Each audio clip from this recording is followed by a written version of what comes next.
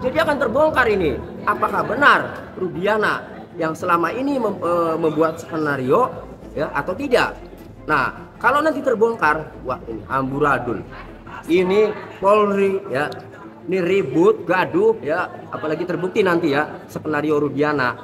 Polri selama ini dibuat gaduh, dinilai netizen oleh yang agak negatif dan seterusnya. Ini gara-gara ya nanti kalau terbukti Pak Rudiana ya, gara-gara polisi satu, oknum polisi satu ya, Pak Rudiana. Dia mengaku bahwa itu adalah atas suruhan Aib dan Rudiana. Jadi peristiwa itu tidak ada. Menurut ini sudah 2 saksi. Yang bertahan melihat itu tinggal 1. Namanya Aib. Agar ke para hakim agung tersebut dipecat. Karena mereka tidak layak lagi disebut sebagai hakim agung.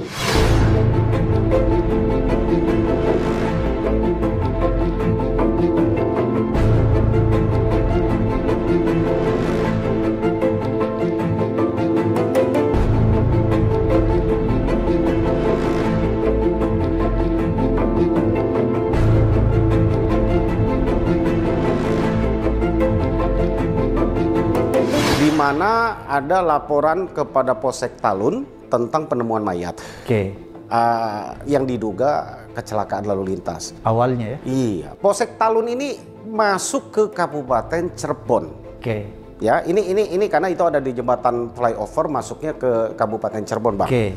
Ya. Lalu karena dilihat di lokasi itu dan informasinya kecelakaan, Polsek Talun ini anggota ini menginformasikan ke Laka Polres Cirebon. Datanglah Polres Cirebon mengolah TKP lakanya. Oke. Kan gitu kan. Kemudian 1 meninggal di tempat yaitu atas nama Rizky.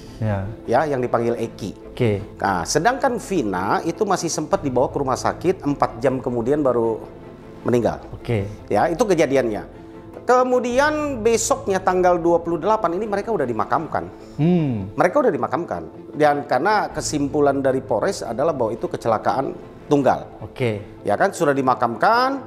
Tanggal 29, Ibtu Rudiana ini datang ke Polsek Talun. Jandur, Rudiana ini bapaknya Eki ya? Ya, bapaknya Eki. Oke. Ibtu Rudiana, waktu itu belum Ibtu ya. Ibtu Rudiana salah satu kanit narkoba di Polresta. Oke. Polresta Cirebon. Datang ini ke Polsek Talun. Dia lihat kalau dicap kecelakaan tunggal, kenapa motornya nggak baret-baret, nggak banyak, nggak rusak parah, kira-kira begitulah. Ya. Ini fakta persidangan ya, bukan ngarang. Ini yang saya ceritakan ini adalah fakta persidangan kerangka kronologis kejadian di perkara ya, yang termuat di putusan pengadilan. Kemudian sesudah dari situ Ibtu Rudiana ini merasa tidak yakin bahwa Eki dan Vina ini meninggal akibat kecelakaan. Tanggal 30-nya dia mulai melakukan penyelidikan karena dia anggota polisi, ya kan, unit narkoba, melakukanlah penyelidikan sendiri, ya kan. Saya pikir wajar sampai di situ karena dia seorang ayah ya. Iya. Nah, kalau sampai di situ menurut saya wajar, ingin tahu dia kan, sedang kita hargai gitu kan. Nah, persoalan ini timbul adalah tanggal 31 Agustus.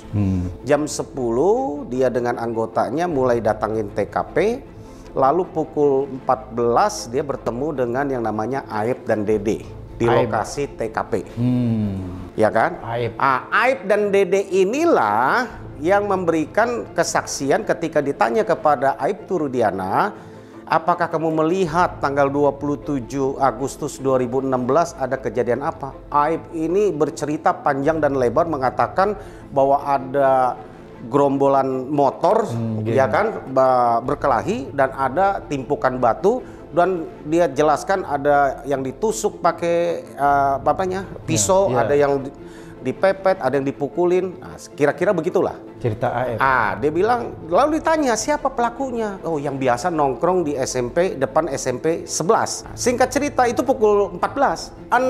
Pukul 16 Aib ini telepon ke Ibtu Rudiana mengabarkan bahwa anak-anak itu sedang nongkrong di situ. Datanglah tim Ibtu Rudiana bersama dengan anggotanya, ya kan, datang membawa anak-anak yang nongkrong di SMP Negeri 11 SMP ya, Negeri 11 ini dan dibawa ke Polres Cirebon. Jadi semua orang nongkrong situ diambil? Ambil, ada 8 orang. Oke. Dari 8 orang ini mulailah diperiksa. Jaya dengan Sudirman dipisahkan ruangannya. Saya tidak tahu dasar pisahkannya, kami belum dapat cerita yang lengkap. Tapi ini menurut kronologis yang muncul di pengadilan. Dipisah, lalu yang 6 lain dipisah ruangan. Menurut pengakuan mereka, awal-awal itu mereka masih normatif ditanya. Lalu hasil interogasi dengan Sudirman dan Jaya, sesudah keluar dia itu dari situ, mulailah menurut pengakuan para terpidana klien kami, ya kan, dugaan penyiksaan, dugaan pemukulan, disetrum dan apa itu terjadi. Siapa yang lakukan itu, Bung? Katanya anggota dari Rudiana, berikut Pak Rudiana juga. Horas, Baligi Academy di tepian Danau Toba yang indah. Oke, kita masuk lagi ke kasus Vina Cirebon ya, karena kita ingin berjuang agar orang-orang yang tidak bersalah, yang sekarang dihukum penjara seumur hidup, ya, mendapatkan keadilannya. Kita tidak boleh berhenti menyuarakan ini sampai para hakim itu mendengar dan mengakui kesalahannya dalam memutuskan untuk menolak PK8 terpidana tersebut ya, karena mereka dengan enteng mengabaikan, mengesampingkan bukti ilmiah, scientific evidence, ekstraksi SMS 22/14/10 almarhum Vina mengirimkan SMS ke temannya Widi, berarti kan masih hidup ya. Udah gitu juga bahwa Dede dan Liga Akbar telah mencabut keterangannya bahwa mereka mengatakan itu digiring oleh Rudiana, sehingga mereka memberikan keterangan palsu. Yang tersisa cuma Aep. Terus bersesuaian nggak gitu loh visumnya itu ya, dengan rangkaian cerita yang dituduhkan ya. Di sini nanti kita bacakan Rivaldi Aditya Wardana, katanya dia dituduh menusuk dada sebelah kanan Muhammad Eki Rizky Rudiana ya, menusuk dia dada sebelah kanannya menggunakan samurai ukuran panjang ya, ya, dada sebelah kanan harusnya ada nanti. Nah, terus Peggy Perong yang fiktif ya menyabetkan samurai pendek. Jadi ada dua ya jenisnya, samurai panjang, samurai pendek, berbentuk pipa ke tubuh Muhammad Rizky Rudiana. Ya, terus Dani yang fiktif ini menusuk dengan samurai ukuran pendek ke bagian perut sebelah kiri. Jadi ada 3 harusnya. Ya. 3 harusnya ke dada kanan, terus perut sebelah kiri, dan ke tubuh lainnya oleh Peggy Perong. Ya. Rivaldi Aditya menusuknya ke dada sebelah kanan, terus Dani ke perut sebelah kiri, dan Peggy Perong menyabetkan samurai pendek ke tubuh korban, entah di mana nggak jelas ya. Nah, ada nggak itu di hasil visumnya? Nanti kita bacakan. Oke. Nah, timbullah persoalan itu, lalu ya kan, menurut mereka akhirnya mereka dipaksa mengaku nggak tahan mereka ini terhadap siksaan. Mengakulah kan gitu kan. Rupanya baru diketahui nama-nama mereka itu disebut sama Sudirman sama Jaya di dalam. Yang dipisahkan 2 orang. Yang dipisah itu, termasuk yang 3 DPO yang nggak jelas itu. Disebut namanya, akhirnya dipaksa ngaku. 1 orang dilepas, Aldi. Ya kan, Aldi ditahan karena di bawah umur, itu pun sempat disiksa, dan ini kami hadirkan juga menjadi saksi laporan kami di situ saat itu. Yang menjadi pertanyaan bahwa sesudah dari situ proses pemeriksaan itu adalah terus mereka gali, dan baru pukul 18.30 menurut pengakuan ini juga kami curiga, masih kami ragukan ya. 18.30 artinya cuma 2,5 jam ya dari penangkapan itu. Apa mungkin 2,5 jam itu para terpidana sudah lengkap jalan ceritanya. Bahkan Sudirman itu sempat dibawa keluar untuk mencari mengambil barang bukti yang konon batunya entah dari mana. Bambu, karena nggak ketemu balok ya, bambu yang dipotong dari mana, ini menurut cerita ini yang kami mau coba buktikan, katanya itu baru dipotong bambunya. Informasinya bawalah itu menjadi barang bukti, itulah yang sampai ke pengadilan. Itu yang dihadirkan di pengadilan. Itu yang hadir ke pengadilan. Persoalan ini timbul banyak pertanyaan kami, atas dasar apa Rudiana melakukan penyidikan sprintnya tidak ada, walaupun dia seorang anggota polisi. 1. Dan bukan bidangnya. Dan bukan bidangnya, itu 1. Yang kedua, ini bukan tangkap tangan, Bang. Ya kan? Dia main tangkap 8 orang lalu disiksa, ini kasus pembunuhan serius. Ya kan? Orang udah disiksa ngaku, sampai di pengadilan pun kami melihat barang buktinya yang secara saintifik ya, itu nggak ada. Oke. Ya kan? Apakah pernah dicek? Pisau yang dihadirkan itu ada DNA korban. Katanya diperkosa, dicek nggak spermanya? Kemudian ada nggak sidik jari dan lainnya? Ya kan? Kami dengar ada batu yang dihadirkan, batunya sebesar gitu. Saya kaget, ngelemparnya gimana ya? Timpuk-timpukannya itu bagaimana? Ya, bambunya pun konon ya, ini dugaan ya, katanya ini baru dipotong saat itu. Penuh dengan kejanggalan, ya kan? Kalau iya pun dia katakan mengamankan, tertangkap tangan, dia ketika dia mengancari informasi sebagai warga masyarakat mungkin boleh, walaupun anggota polisi. Tapi sesudah dapat itu dia harus serahkan itu ke reskrim, bukan dipukul dan disiksa dulu, pengakuan baru serahkan. Menurut saya itu yang kami pertanyakan. Kalau iya betul itu tawuran, batu berserakan, logika hukum kita kan berjalan nih. Mungkin nggak tim laka yang datang ke lokasi itu lalu menyatakan itu kecelakaan tunggal kalau lihat batu itu berserakan? Itu satu. Kedua, kalau ada luka tusuk katanya, mungkin nggak unit laka berani menyatakan itu kecelakaan tunggal? Kami hadirkan saksi loh, ada yang mandiin jenazahnya, ada yang perawat rumah sakit yang melihat. Kami punya foto-fotonya ketika sampai otopsi, sampai visum.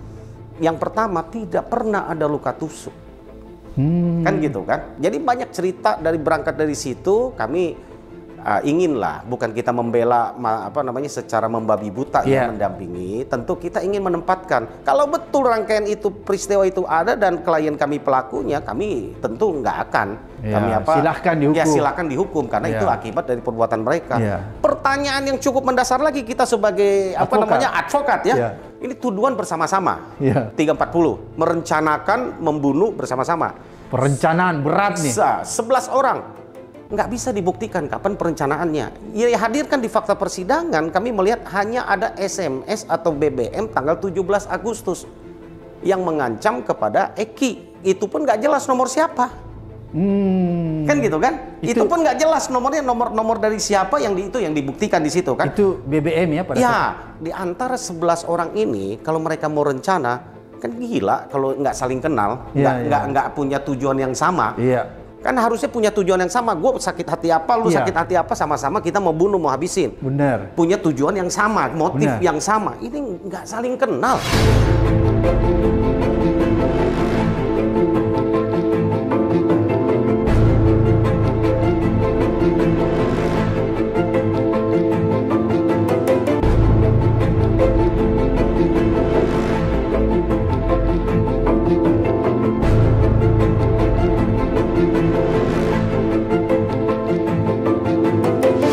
Ya, menusuk pakai samurai ke dada sebelah kanan, berikutnya memukul pakai batu ke kepala, ya. Itulah Rivaldi Aditya. Dada kanan, perut sebelah kiri, dan ke tubuh entah nggak jelas di bagian mana oleh Peggy Peron, ya.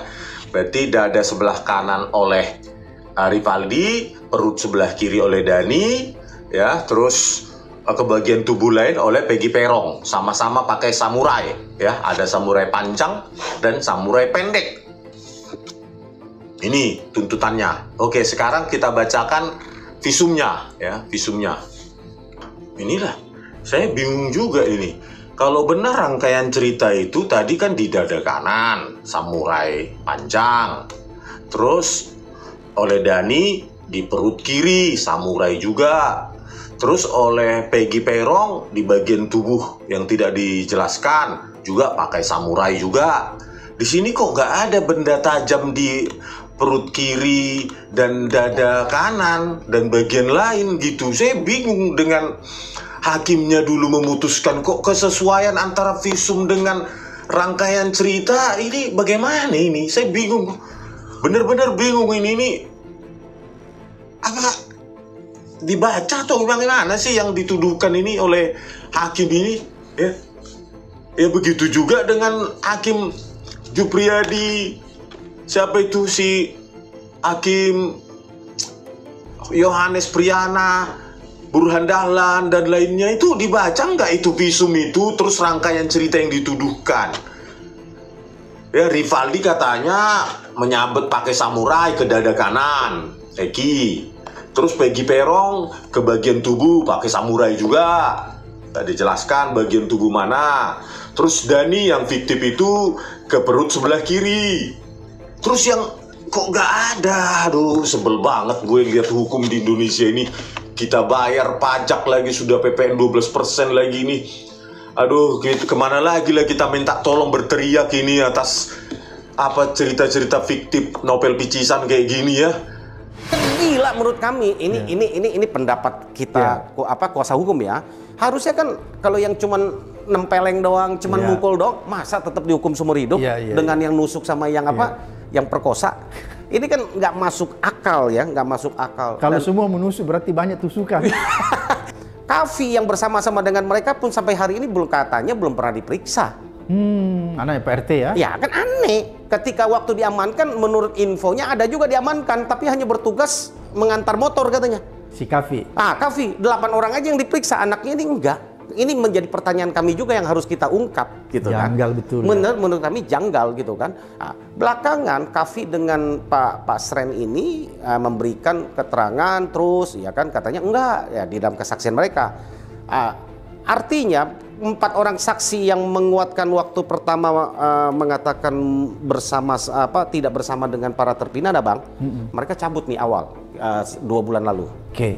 Itu yang ketika mereka ketangkep Peggy, mereka beri keterangan, enggak, saya bersama-sama dengan mereka. Di mana? Di rumah Pak RT. Itu kan, ini 4 udah cabut. 4 udah cabut keterangannya, itulah yang membuat jadi 2 DPO yang lain itu menjadi tambah runyam gitu kan. Bahwa ini entah kapan orangnya sosok gimana. Ada DPO pakai sketsa kan lucu gitu kan. Menurut saya ya kalau teroris ya boleh ya. Kalau ini pembunuhan berencana, mereka kenal siapa orangnya, menurut saya harusnya ya gampang sekali ya foto dan muncul. Tapi sudahlah, kita nggak menyalahkan institusi polisi. Ini oknum menurut saya tahun 2016 atau bukan sekarang 8 tahun lalu.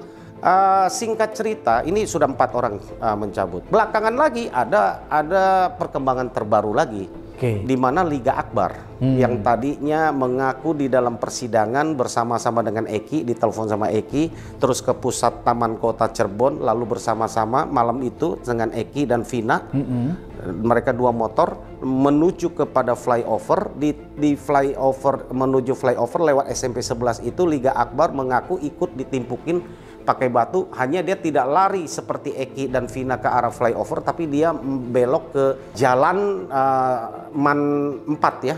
Man 4 itu nggak jauh dari situ, dia belok kanan ya, terus dia langsung pulang ke rumah. Itu menurut cerita di saat itu. Satu yang mengaku ikut-ikutan dia ditimpuk. Ditambah dengan kesaksian Aib dan Dede yang melihat bahwa kejadian timpuk lemparan batu penyiksaan itu terjadi. Perkembangan terbaru adalah bahwa Liga Akbar sudah mencabut laporannya, menyatakan peristiwa itu nggak ada. Ya, dia mencabut total. Kan? Dia mengaku bahwa itu adalah atas suruhan Aib dan Rudiana. Jadi peristiwa itu nggak ada. Menurut ini sudah 2 saksi yang bertahan melihat itu, tinggal 1, namanya Aib yang kita laporkan, ya kan? Sungguh ironis ya menurut kami ya, ya kalau kita mau makin telanjang. Ya, kalau kita mau melihat kenyataan ini harusnya sudah mudah ya. Kami sudah buat pengakuannya si Dede ini ya di atas disaksikan notaris, karena kami ingin jadikan itu novum ya. Di atas notaris supaya menyaksikan tanda tangan itu asli. Kan kita nggak punya kewenangan menyumpah di bawah tangan. Ya kan, karena di bawah pengakuannya Dede itu juga rupanya tidak disumpah. Tapi di dalam persidangannya mengaku di bawah sumpah, kan tidak hadir dia di sidang. Kalau tidak hadir di BAP-nya aja yang dibacakan. BAP disumpah. Ini menjadi keanehan buat kami lagi, buat kita kan selaku praktisi. Orangnya udah sekarat, udah mau mati gitu kan, terus pejabat yang yang sibuk banget menurut kita kebiasaan atau menurut KUHAP itu baru boleh dibawa sumpah kan. Ini orang sehat-sehat, malah keterangannya Dede disuruh sama Rudiana 2 kali lu dikonfirm menurut pengakuannya Dede. Rudiana katakan, lu tenang, kamu nggak usah datang ketika ada panggilan sidang juga kepada si Dede. Nanti ini kesaksiannya, ini tertulis di depan notaris kepada kami. DNA juga tidak dites ya, spermanya ya. Katanya ada rangkaian cerita pemerkosaan bergilir sampai ada air mani di paha sebelah kiri atau kanan. Itu milik siapa spermanya? Aduh, parah kali hukum di Indonesia ini, udah sebel banget ini Pak Prabowo. Pak Prabowo, bagaimananya ini Pak? Bapak tega nggak? Ya, 7 terpidana ini akan menghabiskan seumur hidup. Ini rakyat Bapak, ini rakyat Bapak. Ketika kampanye kan Bapak bilang siap mati untuk membela rakyat. Siap mati karena sudah sering membela rakyat di pertempuran, memegang senjata. Maka sebagai presiden juga siap mati kalau terpilih, katanya saat itu waktu kampanye. Nah ini loh Pak, bagaimana kesewenang-wenangan hukum ya, diabaikannya scientific evidence, HP, ekstraksi SMS, video CCTV tidak bisa dibuka, belum dibuka karena tidak ada operator. Terus sperma tidak dites, DNA-nya dimasukkan, orang ke penjara seumur hidup. Ya, seumur hidup ini Pak akan mati tua di dalam penjara hanya karena keterangan satu saksi, Aib. Dan satu lagi Pak Abraham, ya Bang, bahwa ada BAP kepada Dede 2 kali, tanggal 2 September 2016 dan juga tanggal 23 November 2016. Yang 2 September 2016 kami perlihatkan ke Dede kemarin, dia mengakui bahwa itu memang tanda tangan dia, bahwa dia betul di BAP, dan keterangannya itu yang dia nyatakan tidak betul dan dia cabut. Tapi BAP tanggal 23 November kemarin Dede sampaikan, dan itu dia tuliskan dan dia direkam juga sama kami, bahwa dia nyatakan bukan, dan itu bukan tanda tangan dia. Berarti dipalsukan ya? Kami jadi berpikir-pikir, ini nggak main-main loh, 340 nyawa orang. Apalagi kalau Peggy kemarin itu jadi terus menjadi hukuman mati. Dan orang sudah menjalani nih. Orang udah menjalani 8 tahun. Kita berpositif thinking lah ya. Tapi dari rangkaian peristiwa tadi, menurut kami banyak keanehan-keanehan. Dan sebenarnya dihadirkan bukti CCTV kalau dibuka, kan di dalam persidangan itu ada 7 CCTV tuh. Iya. Tapi dalam keterangan di persidangan tidak dibuka. Kenapa itu nggak dibuka? Kita nggak tahu. Itu yang kita tanya. Ada 6 handphone plus handphonenya Vina disita. Jadi barang bukti. Itu juga nggak dibuka percakapannya. Ya kan? Bukti yang ada untuk menghukum mereka menjadi seumur hidup menurut kami hanya berdasarkan kesaksian siapa? Dede, Aib, sama Liga Akbar itu yang lihat langsung pelakunya. Yang lain itu kan hanya menyatakan tidak ada di rumah Pak RT, menguatkan alibi, kan gitu kan? Sekarang ini dari 3 ini 2 sudah cabut, tinggal Aib seorang diri.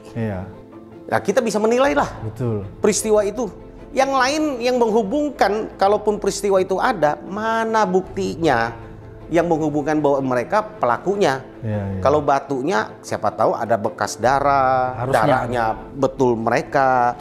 Ada pisaunya ini pisau dibilang samurai, tapi yang diamankan itu mandau. Dibilang dipukul balok, yang dihadirkan bambu. Kan gitu kan? Dibilang batu berserakan, dihadirkan batu katanya ada sebesar gini. Saya bingung nimpuknya bagaimana itu ya? Ya kan, ini kata para terpidana ya, kami belum lihat, makanya kita coba uji gitu kan. Jadi menurut kami ya baiknya memang kita tunggulah. Kami sudah membuat LP 3 Bang terhadap Pasren Pak RT ya, dengan anaknya Kavi. Kita uji apa betul Pak RT itu benar tidak melihat. Kalaupun Kavi, kenapa kalau Kavi itu bersama-sama dengan mereka sampai pagi? Kalau dibilang nggak melihat, nggak mungkin. Dan banyak saksi yang lain mengatakan bersama-sama dengan mereka di luar yang terpidana dan yang 4 itu loh. Ada warga, pemilik warung, dan kami sudah punya saksinya semua itu. Kemudian kami laporkan Dede dan Aib. Kenapa kami laporkan? Nah, keterangannya kalau mereka benar ada di rumah Pak RT, berarti mereka tidak ada di lokasi TKP. Kami yakini peristiwa itu tidak terjadi. Hasilnya sudah ada. Dede mengaku. Berarti tinggal Aib kan? Nah, kemarin saya ketemu, saya katakan, kami sudah laporkan Anda loh, ya, bahwa kami tidak akan cabut laporannya. Kamu tetap apa yang kamu takut enggak? Saya daripada berdosa dihantui seumur hidup. Saya meyakini pengakuan Dede itu betul. Dia tahu ada ancaman apa? Hukuman badan, walaupun dia ngaku sekarang. Kalau orang mengaku-ngaku, dia tahu bahwa ini akan diproses, bahwa dia akan apa? Akibat pengakuan dia, bahwa dia ini kemungkinan besar akan menjadi tersangka dan akan diproses. Dia katakan saya siap.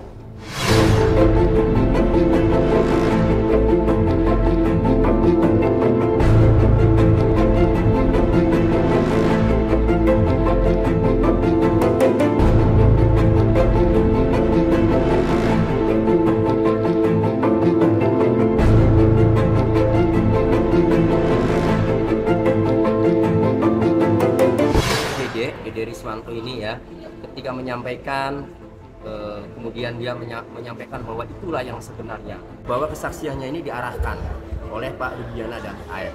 Nah, saya melihatnya Dede ini ya jujur ya, dia ingin menyelamatkan 8 terpidana itu ya. Jadi Dede ini kan sudah aman lah ya, sudah tidak pernah urusan dengan polisi, tidak pernah dipanggil-panggil polisi. Lantas kemudian ya seorang Dede sampai berani mengungkapkan kebenaran ini, taruhannya Dede di penjara loh. Dede paham betul bahwa kalau diperkarakan sama para terpidana ini, Dede ini bisa kena ya, kena pasal 242 KUHP, yaitu memberikan kesaksian palsu di bawah sumpah yang ancaman pidana penjara, yang ancaman hukumannya itu 9 tahun ya, karena membuat orang dihukum jadi berat seumur hidup kan. Nah, Dede ini sadar ya tentang ancamannya itu, tapi Dede tetap berani, Dede tetap menyampaikan, Dede tetap tidak mundur. Nah, kalau Dede tidak mundur, berani dan terus menyampaikan ini dengan mudah, artinya untuk memproses Dede ya bahwa ia telah memberikan keterangan palsu, ini sangat mudah karena Dedenya kooperatif. Ya, AF Pak. Ya, AF Pak. Ya, AF Pak. Satu saksi. Karena 2 saksi lain yang saksi kunci, Dede dan Liga Akbar itu sudah mencabut keterangannya dan katanya keterangan palsu. Mereka digiring oleh Rudiana. Sekarang Pak, tim susnya Kapolri ini pun yang terdiri dari Irwasum, Kabareskrim, Kadifropam, gak ada gunanya sampai sekarang. Memeriksa si Rudiana pun gak sanggup mereka. Mengkonfrontasi Rudiana, AF, Dede, Liga Akbar aja gak ada hasilnya sampai sekarang. Apa mau dibiarkan ini Pak, ke-7 terpidana ini akan menghabiskan waktunya seumur hidup di penjara dengan mengandalkan satu kesaksian? Apa begini scientific crime investigation ala polisi Konoha Pak? Yang terburuk, terkotor, terkorup se-Asia Tenggara. Mau dibiarkan ini Pak Prabowo? Bang, ya. Apa sudah pernah cari si AF? Sudah, Bang Kang Deddy, kami semua sudah coba, katanya menghilang, ya tidak bisa ditemui dan ya kelihatannya ada yang dia sembunyikan. Ya kan, ya biarlah, itu kan tugas penyidik ya. Sekarang kalau tiga saksi mahkota yang melihat langsung 2 sudah menyatakan itu tidak pernah terjadi, kalau hanya seorang AF sendiri harusnya sudah gugur. Kemudian ditambah lagi konstruksi hukum 2 DPO itu yang polisi sudah nyatakan fiktif, padahal dia punya peran yang besar. Dani dan Andi itu adalah 2 orang DPO yang berperan katanya memukul, menusuk, memperkosa dan yang membawa tubuh Vina dari tanah kosong di depan SMP 11 dibawa ke flyover di Talun, lalu seperti kecelakaan. Kalau mereka fiktif, siapa yang membawa tubuh Vina itu ke sana? Ini kan jalan ceritanya gini loh Bang. Mereka ini katanya Vina awal dengan Eki naik motor lewat SMP 11 dikejar. Ditimpuk pakai batu, dikejar, dipepet sampai ke flyover. Sesudah mereka selesai dipepet, dipukulin, dibawa kembali ke SMP 11. Di depan ada tanah kosong. Disitulah terjadi perkosaan, pemukulan, pembunuhan itu menurut kronologisnya. Ya kan? Lalu sesudah selesai pembunuhan, penganiayaan di situ, tubuh mereka dibawa, yaitu yang tadi saya cerita, salah satunya oleh Dani dan Andi tadi, dibawa kembali tubuh mereka ke flyover. Ini aja menurut saya, ini banyak kejanggalan yang bisa kita tanya. Buktinya sesudah tubuh mereka tergeletak di flyover Talun ya, itu hanya 15 menit polisi udah datang. Ini 1,2 kilo kejar-kejaran, timpuk-timpuk batu, perkelahian, banyak ada warung, ada apa di situ. Terus dibawa lagi ke tanah kosong, sempet lagi terjadi perkosaan dan rame-rame. Saya berpikir nggak ada orang yang lihat. Hebat sekali ya. Nggak ada kegaduhan apa. Nggak ada kegaduhan dan nggak ada yang melihat, nggak ada yang gini. Itu aja patut kita pertanyakan ya, bukan kita ragukan peristiwa itu. Apalagi DPO itu yang katanya Dani dan Andi yang bawa tubuh siapa si Vina, katanya nggak ada, fiktif. Lalu tubuh Vina itu sesudah bolak-balik begitu siapa yang bawa? Iya. Ya kan? Iya. Nah, ini banyak pertanyaan lah, tapi biarlah pertanyaan-pertanyaan itu dijawab oleh penyidik ya. Makanya selalu saya sampaikan kepada teman-teman di kepolisian, ya kan? Kalau kita ikuti rangkaian peristiwa itu tetap dari hasil penyidikan tahun 2016, maka tetap kita akan sesat. Ya. Kami buka peluangnya kami bikin 3 LP, ayo mulai dari 0, kilometer 0. Oke. Kalau dari kilometer 0 itu dan ternyata hasilnya sama, mereka pelakunya, dan kita uji dan PK kami ditolak, ya sudah. Nggak ada masalah. Nggak ada masalah. Ya. Berarti hukum itu ditegakkan. Ya kan? Tapi kan dengan kejanggalan cerita mereka, dan terkonfirm loh, apa yang mereka cerita, logika dan masuk dan fakta betul. Ya kan, kami udah uji, Bang. Kami udah uji, gitu kan. Jadi kami kan nggak semata-mata mengejar pengakuan dari para terpidana kan. Mereka bilang disiksa. Coba buktinya apa? Dilihatin kepalanya bocor. Sampai sekarang itu kan bisa divisum itu. Tangannya patah itu ini. Yang terpidananya disiksa ya? Iya. Iya kan? Jadi salah satu orang menurut pengakuan terpidana yang menyiksa memang Ibtu Rudiana. Menurut mereka bukan satu, beberapa orang. Tapi di situ ada Ibtu Rudiana. Ikut menurut pengakuan mereka. Oke. Oleh karena itulah Bung Jutek melapor ke Ibtu Rudiana dan kawan-kawan. Iya, terhadap penganiayaan, ya kan. Kemudian 424 ya. Nah, itu tentang saksi palsu ya. Nah, dan yang lain ada berapa pasal dah kita laporkan ya. Tentu ketika kami bikin LP, ya ini banyak nggak semena-mena kan. Sebagaimana kita tahu di dalam hukum acara pidana ini kan kita menghadirkan bukti awal. Kita mengadu, nih ada penganiayaan, ini ada dugaan ini ada kedugaan keterangan palsu, saksi palsu. Polisi kan nggak semena-mena langsung terima laporan kita. Dia uji mana palsunya, mana buktinya. Diyakini bahwa ada kesesuaian antara bukti awal ini, baru diterima LP, lalu mereka menyelidiki kan. Nah itu menurut saya selanjutnya ya tinggal teman-teman kepolisian lah. Karena ada petunjuk, itu menyangkut saksi B, saksi C yang di luar kendali kami, itu kan harus polisi yang panggil. Kan gitu kan? Gitu. Berarti yang dilaporkan Bang Jutek itu adalah dugaan penganiayaan ya? Dan keterangan palsu. Dan beri keterangan palsu. Ya? Laporan dan keterangan palsu yang dilakukan oleh Ibtu Rudiana. Ya, bukan itu pribadinya, karena dia pakai model B ketika membuat LP.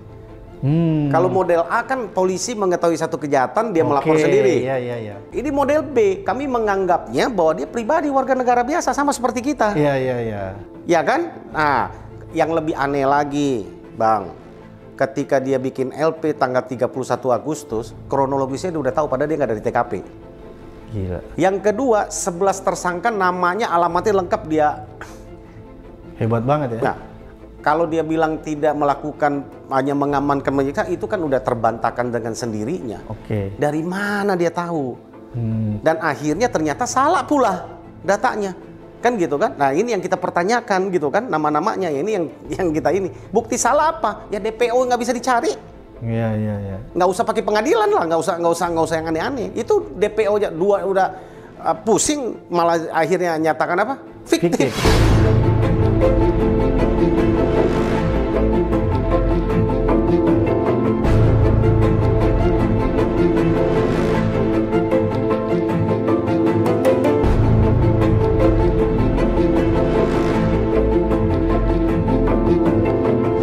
Ayo Pak, gelorakan lagi semangat kebangsaan. Ya, Bapak kami tunggu karena Bapak bilang siap mati untuk rakyat. Ini loh Pak, panggil itu Kapolri. Gitu loh. Jangan main-main sama rakyat. Suatu saat amarah rakyat akan meledak kalau begini. Ya, penegakan hukum yang hancur-hancuran oleh polisi ini.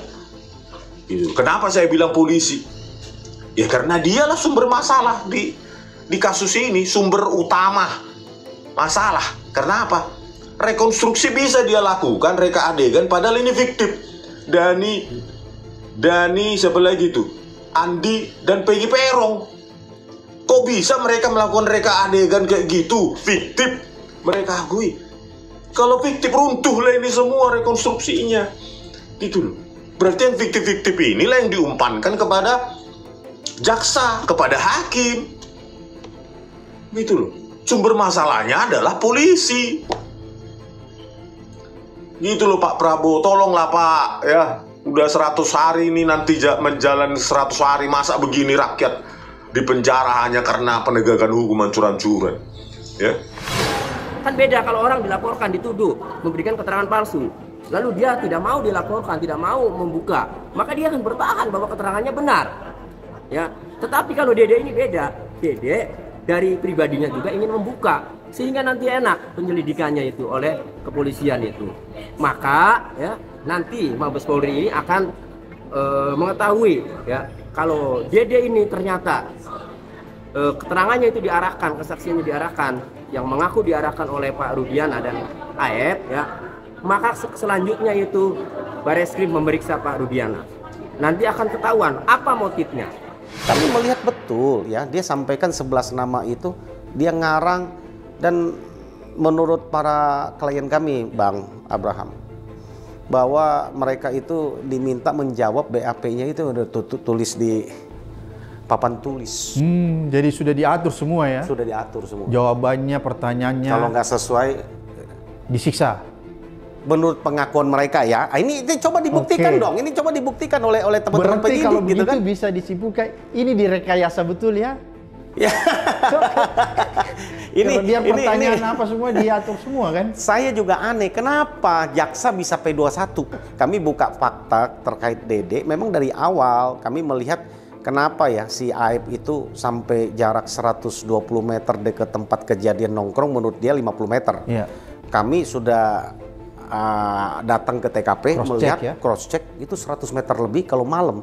Bang, dia bisa hafal loh, padahal dia nggak kenal. Nah, itu muka-mukanya pakai merek motor apa, ini apa, ada yang pakai Tensoplas, dia hafal. Rupanya Bang, pengakuan Dede baru kemarin kami terkonfirm. Pengakuan Dede bahwa Aep digerebek pernah sama warga sekitar, sama dipimpin oleh RW dan salah satunya oleh Pak RT Pasren tanggal 25 Agustus, 2 hari sebelum kejadian. Ya, yang menggerebek anak-anak muda itu adalah antara lain adalah klien kami ini karena dia warga sekitar. Karena Aib ini diduga katanya memasukkan perempuan ke tempat kerja dia. Aib ini sempat dipukul katanya sama warga. Sama kliennya ini? Sama warga lah, sama pemuda di sana apa semacam. Yang datang ini tuh mungkin dia lihat, dan itu menurut Dede, Aib ini cerita ketika diajak bersaksi ke Polres, dia kan, Dede ini tanya, Aib kan kita nggak melihat dan nggak ada peristiwa itu, kenapa ngomong-ngomong? Udah biarin katanya. Toh saya dendam sama mereka katanya. Oke, ya menarik ya. Saya dendam sama mereka katanya kan, gitu kan. Habis ditimpukin waktu melakukan asusila. Ya, dan ketika menurut pengakuan Dede, berangkatlah Aib dengan Dede ini ke Polres Kota. Di Polres Kota sebelum mereka di BAP, ya kan, dia Dede ini tadinya nggak kenal siapa Aibtu Rudiana. Ya kan, datanglah menghampiri seorang laki-laki. Dia di situ baru tahu siapa yang namanya Aibtu Rudiana. Datang dikasih tahu sama Aib sesudah Rudiana datang ke sana. Lalu Dede ini masih sampaikan, dia bilang, apa yang harus kami lakukan, kan kami nggak lihat apa-apa loh. Ya sudah, kamu ikuti saja. Ini tanggal 31 Agustus, 4 hari sesudah kejadian. Kalau dibilang Rudiana nggak tahu, ini menurut kesaksian Dede, dia seharusnya sudah tahu. Ikuti saja. Jadi itu kata Rudiana ya? Ya. Kalau misalnya nanti, ini pengakuan Dede ya, ada di tertulis nih di situ kan. Jadi dia bilang, kalau begitu nanti di pengadilan gimana? Udah gampang. Itu pertanyaan pertama. Dan waktu datang surat pengadilan minta. Yang bilang gampang kalau di pengadilan itu Rudiana? Bukan, maksudnya nggak usah datang. Makanya mereka udah persiapkan itu di bawah sumpah Pak Abraham. Gitu loh Bang. Rupanya itu udah dipersiapkan untuk Dede. Dede di BAP tanggal 2 September. Aib 6 September. Oke. Pada menurut pengakuan Dede, mereka itu di BAP sama tanggal 2. Tanggal 2-nya pun di BAP, di tertulisnya di fakta BAP yang kami terima jam 9.30 pagi. Menurut pengakuan Dede, itu malam mereka datang. Kita mau confirm juga, mana ini banyak kejanggalan lah. Ya kan? Artinya mari kita lihat bahwa memang fakta ini kalau mereka, kepentingan kami cuma satu lah. Kalau memang klien kami tidak bersalah, jangan mereka ada terus di dalam penjara. Seumur hidup sampai mati mereka di dalam.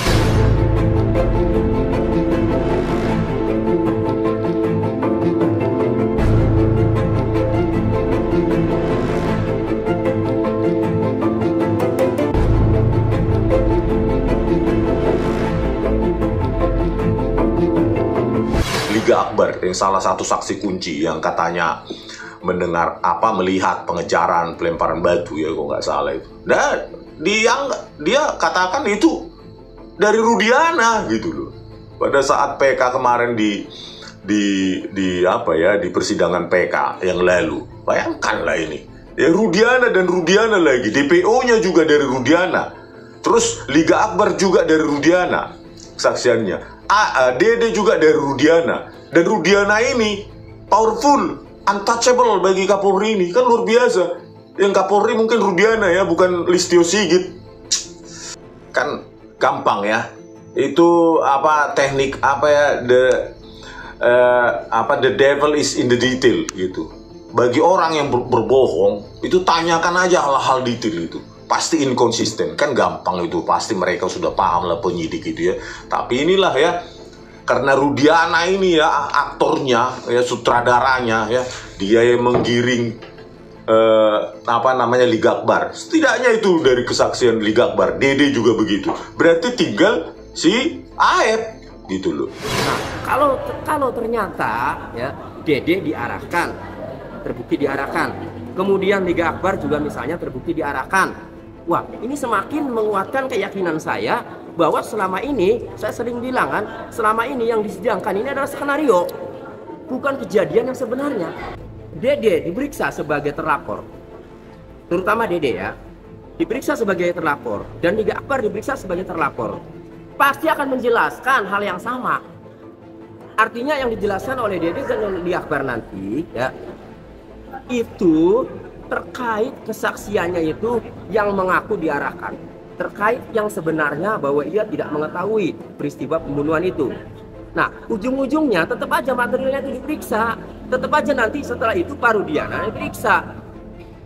Jadi ini mau dari laporan di Bareskrim atas melaporkan Rudiana, mau melaporkan Dede ya, sama-sama ujungnya ini akan membongkar semuanya. Jadi akan terbongkar ini, apakah benar Rudiana yang selama ini membuat skenario ya atau tidak. Nah, kalau nanti terbongkar, wah ini amburadul. Ini Polri ya, ini ribut, gaduh ya, apalagi terbukti nanti ya skenario Rudiana. Polri selama ini dibuat gaduh, dinilai netizen oleh yang agak negatif dan seterusnya. Ini gara-gara ya, nanti kalau terbukti Pak Rudiana ya, gara-gara oknum polisi satu ya, Pak Rudiana. Kalau terbukti nanti, makanya kita hormati proses hukumnya ya, kita tunggu ya dari Mabes Polri ini apa hasilnya setelah memeriksa Dede, Liga Akbar ya, dan saksi-saksi lainnya ya, termasuk Pak Rudiana. Nanti Pak Kapolri udah berjanji ya bahwa nanti hasilnya akan diumumkan ke publik secara transparan. Jadi kita tunggu saja nanti hasilnya. Apa yang menyebabkan Rudiana begitu ngotot? Pertanyaannya sama. Ya, apa yang menyebabkan dia begitu ngotot melakukan dugaan rekayasa itu untuk memojokkan para tersangka ini yang sudah divonis? Apa kira-kira tujuannya? Itu harus kita korek sama-sama, Bang. Okay. Karena itu juga menjadi pertanyaan besar buat kami. Nanti kalau kita munculkan dugaan kan nggak berdasar nih. Okay. Di otak kita kan banyak ya. Okay. Apakah ada yang berasumsi ada, kan dia kan narkoba katanya. Okay. Apakah ada kaitan dengan bandar narkoba? Ada apa? Kita nggak tahu lah, kan gitu kan. Tapi saya tidak mau berasumsi, kan gitu kan. Menurut saya itu yang mau digali ya? Itu yang kita mau gali. Makanya dilaporkan. Makanya kita laporkan kok sebegitunya gitu kan, sampai sudah membatu hati ini. Kita paham lah dia punya anak meninggal dan kita sebagai seorang bapak, ayah pasti merasakan ya sama kalau itu terjadi sama kita, apalagi dia polisi. Tapi nggak boleh itu orang yang tidak bersalah dipaksakan jadi bersalah. Kalau menurut saya, kalau dia bilang nggak tahu, menurut ceritanya Dede dan dia berani dihukum untuk itu. Saya kemarin sudah ketemu, saya bilang, Dede, kesaksianmu ini akan berpotensi mengakibatkan kamu jadi tersangka dan kamu akan diproses. Siapa? Apa yang Bang Jutek ingin sampaikan nih sehubungan dengan laporan yang diajukan ke Barreskrim terhadap dugaan yang dilakukan Rudiana itu? Apa yang paling penting? Kami yakin punya niat baik dan bukan juga punya niat baik dari institusi kepolisian ya mengungkap ini. Kita juga dari awal tidak menyasar, tidak menyalahkan institusi kepolisian. Ini personal bahwa ini hal-hal yang harus kita perbaiki. Bahwa kami percaya bahwa polisi mampu mengungkap ini, ya kan? Kami hanya titip, tolong ya klien kami kalau memang tidak bersalah, ya kan, diproses fakta yang sebenarnya itu dihadirkan supaya kami dapat novum untuk membebaskan mereka. Nggak ada jalan lain. Nggak ada jalan lain. Ini penting buat kami. Demi kemanusiaan ini. Ini Bapak Kapolri, Bapak Kabar Reskrim kalau mendengarkan podcast saya ini saat ini bersama dengan Bang Abraham Samad, ya kan? Kalau memang itu diyakini oleh para penyidik saat sekarang ini kita berbenah, berjiwa besar, nggak ada yang kita salahkan, tapi kita koreksi oknum-oknum yang katakan salah, keliru saat itu, ya kan? Kami penting. Buat kami penting. Pentingnya apa? Hasil penyelidikan bapak-bapak ini akan kami jadikan novum.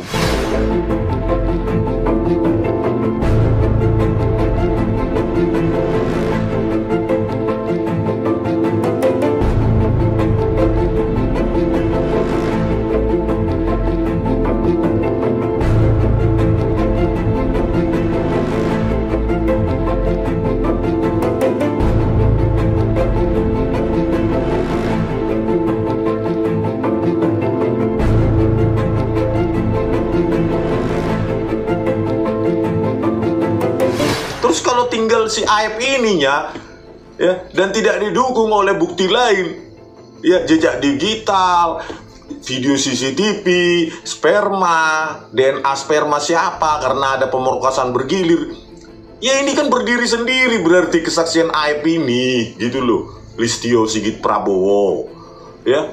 Kalau satu saksi itu bisa nggak berdiri sendiri, dianggap kebenaran nggak tanpa didukung oleh scientific evidence gitu loh. Padahal itu bertentangan juga, kesaksiannya Aib itu bertentangan dengan scientific evidence berbasis ekstraksi SMS. Almarhum Vina masih SMS ke temannya Widi 22-14-10 UTC plus 7. Artinya apa? Dalam rentang waktu yang diduga terjadi rangkaian pelemparan batu, penusukan bambu, pemukulan pakai bambu, pakai tangan kosong, penusukan pakai samurai, pemerkosaan bergilir, itu kan di situ 21.15 sampai 22.30. Tetapi ada SMS di sini oleh almarhum Vina. Logis nggak itu? Kesaksiannya Aib itu yang tidak didukung oleh scientific evidence, padahal ada di situ ekstraksi SMS. Aduh, parahnya bah. Gampang sekali pekerjaan ini dan Anda harusnya ya Listio mengaku salah lah. Sebagai kepala pimpinan komando tertinggi harus berani mengambil tanggung jawab bahwa kami salah, tanggung jawab saya. Oleh karena itu kami akan hukum ini orang-orang yang memberikan keterangan palsu, dan kami sendiri yang akan mengajukan PK ke Mahkamah Agung.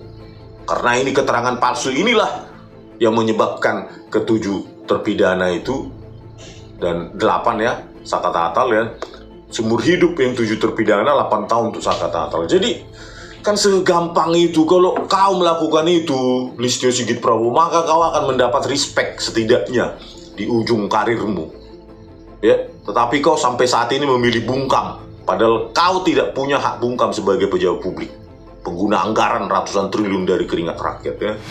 Dede Liga Akbar, kenapa tadi saya katakan ya, mau melaporkan Rudiana, terlapornya Rudiana mau melaporkan Dede dan Liga Akbar, terlapornya Dede dan Liga Akbar ini sama-sama nanti ya, walaupun nanti laporannya pencemaran nama baik ya, sama-sama nanti ya akan digali materi yang sebenarnya, akan digali materi pokoknya. Apa materi pokoknya? Apa perkara pokoknya? Perkara pokoknya ini akan adalah Dede ya, kesaksiannya itu mengaku diarahkan. Dede tidak pernah melihat peristiwa kejadian. Nah, akan diperiksa itunya perkara pokoknya itu ya, peristiwanya itu. Benar enggak nih Dede tidak mengetahui peristiwa? Benar enggak nih Dede diarahkan? Benar enggak nih Akbar tidak mengetahui peristiwa? Benar enggak nih Akbar diarahkan? Jadi biarkan, tidak usah minta maaf, biar dilaporkan tidak apa-apa. Karena dengan dilaporkan Dede dan Liga Akbar ini akan membongkar semuanya. Jadi nanti senjata makan tuan ya. Nanti kalau memang terbukti skenarionya diatur oleh Pak Rudiana, nanti akan terbongkar melalui ya laporan terhadap Dede dan Liga Akbar. Dan dia mengaku ya, Liga Akbar itu ini digiring oleh Rudiana ini, ayah dari almarhum Muhammad Rizky Rudiana ya, bahwa ini adalah keterangan yang digiring oleh Rudiana, kata Liga Akbar gitu loh. Jadi ini kejadian ini ya tidak ada gitu loh menurut Liga Akbar. Makanya tinggal dikonfrontasi aja itu loh, Rudiana, Aep, Dede, Liga Akbar, selesai ini kasus.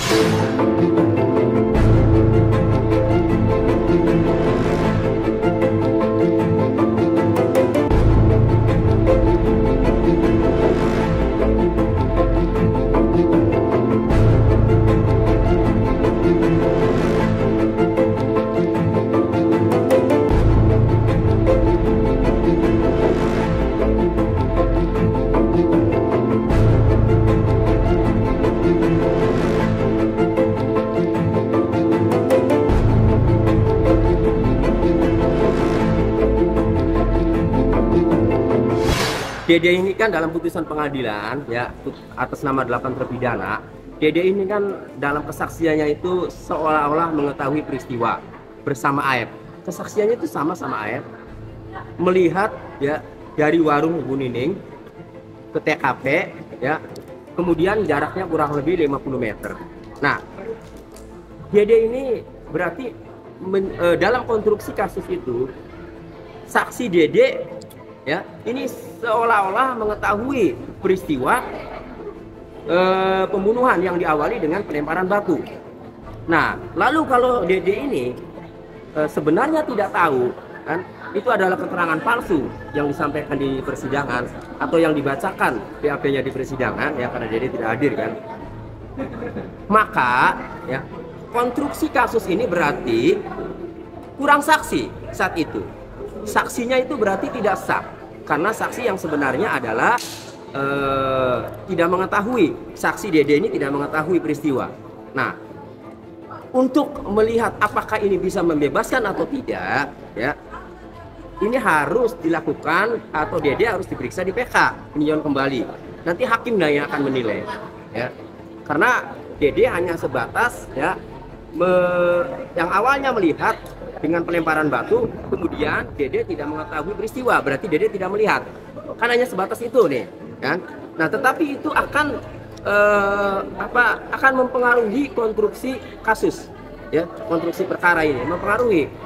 Jadi yang awalnya siapa yang saksi yang melihat pada saat terjadi pelemparan? Aep, Dede. Nah, belakangan ya Dede tidak melihat, berarti kan tidak ada saksi nih. Nah, kalau tidak ada saksi, andai saja dulu Dedenya tidak ada, mungkin beda kan? Hakim masih mempertimbangkan putusannya untuk menghukum 8 terpidana itu. Jadi saya belum bisa mengatakan dengan Dede memberikan keterangan yang sebenarnya bahwa ia itu memberikan keterangan palsu, sekarang memberikan kesaksian yang sebenarnya bahwa yang dulu itu diarahkan Rudiana sebenarnya dia tidak mengetahui. Saya tidak mengatakan dari keterangan Dede yang sekarang ini terpidana ini bisa bebas atau tidak, ya. Saya tidak belum bisa menyimpulkan itu. Tapi nanti hakim PK lah nanti yang akan menilai, akan melihat ya kesaksian Dede ini seperti apa, baru kemudian hakim mempertimbangkan dan memutus. Nggak tahu ya disangkal atau tidak, atau ini diekstraksi oleh pihak Polda Jabar atau tidak ya, BBM message ini ya, Blueberry message ini, mampus Eki mati, apa benar dari Rivaldi alias Ucil ya. Jadi nggak tahu ini disangkal pada saat persidangan tahun 2024 PK 2024 atau enggak gitu ya. Tapi kalau kita lihat ekstraksi SMS saja tidak dibuktikan, dianalisa di persidangan dari almarhum Vina ke Widi, terus HP dari almarhum Eki juga tidak diekstraksi, ya sangat mungkin kalau ini tidak juga diuji dan dianalisa di persidangan. Oke?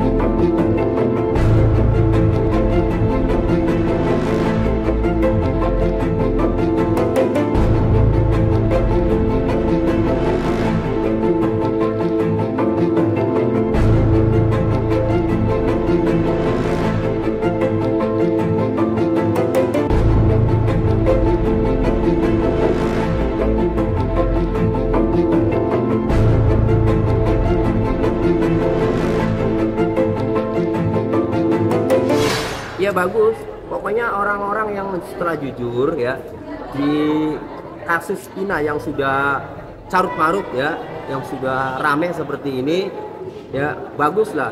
Kalau bisa ya bukan hanya Pak Oto aja, Dede backup dengan ratusan pengacara kalau bisa ya. Artinya biar Dede ini mendapatkan dukungan ya, karena Dede ini mau mengungkapkan kebenaran, bagus lah. Dan pesan saya kepada Dede, jangan gentar, jangan takut. Meskipun untuk mengungkap kebenaran ini ancamannya Dede dipenjara karena telah dianggap telah memberikan keterangan palsu. Tidak apa-apa, justru nanti putusan Dede bahwa ia terbukti memberikan kesaksian palsu, putusan Dede ini bisa dijadikan nokum ya, yang nokum yang bagus, nokum yang kuat untuk pengajuan peninjauan kembali para terpidana itu. Ya kalau memang Rudiana terbukti menggiring AFDD dan Liga Akbar ini, ya, dengan narasi rekayasa ini, ya tangkap, pecat, pidanakan gitu loh.